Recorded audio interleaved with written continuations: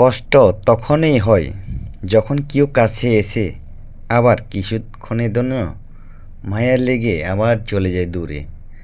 কারণ মানুষের সম্পর্ক চলাকালীন নয়, সম্পর্ক ভাগাভাগি করে একের উপরে পাশে থাকার নাম হচ্ছে মানুষের শান্তিহীন জীবন, এটাকে মনে করি।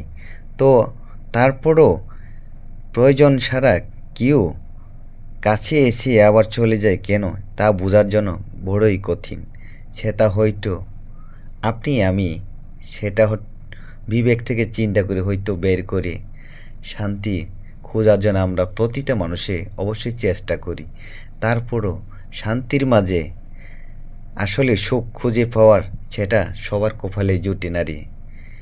কপালে হয়তো ভালো মন্দ অবশ্যই সবারই লেখা থাকে, সে লেখার মাঝে ভাগাভাগি করে বুঝে